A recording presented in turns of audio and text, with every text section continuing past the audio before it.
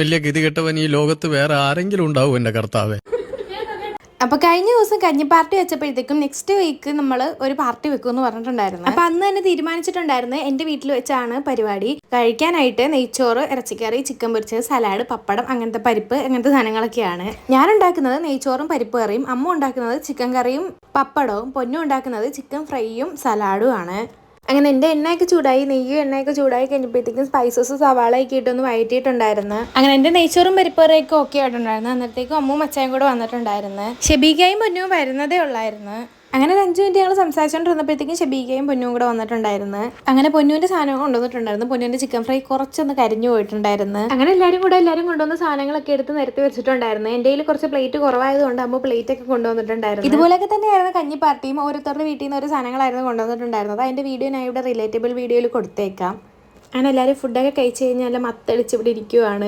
പൊന്നൂരൊന്നും എഴുന്നേക്കാൻ പോലും വയ്യാതിരിക്കുവാണ്. ഫുഡ് കഴിച്ചുകൊണ്ടിരുന്നപ്പോഴത്തേക്ക് ഞങ്ങൾ ഒരു പടം ഇട്ടിട്ടുണ്ടായിരുന്നു പണി. അങ്ങനെ കഴിച്ച് കഴിഞ്ഞ് എല്ലാം ഒതുക്കി കഴിയുമ്പോഴേ TV ഓഫ് ചെയ്യണമെന്ന് പറഞ്ഞിട്ടുണ്ടായിരുന്നു.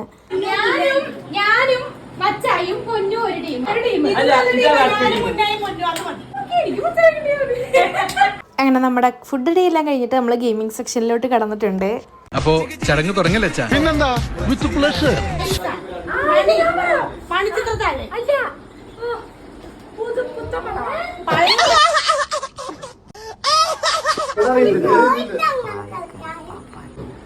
അക്ഷരം തറ കാണിക്കില്ല, കണ്ണടിച്ചാൽ മതി.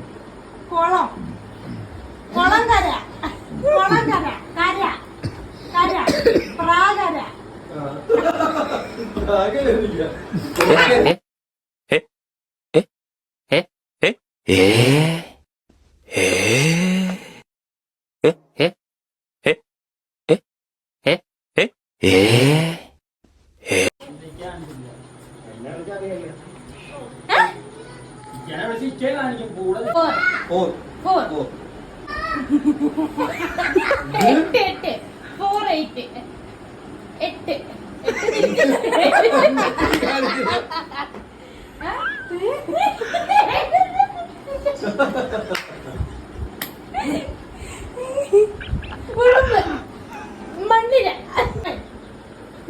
പപ്പൻ, അപ്പച്ചൻ.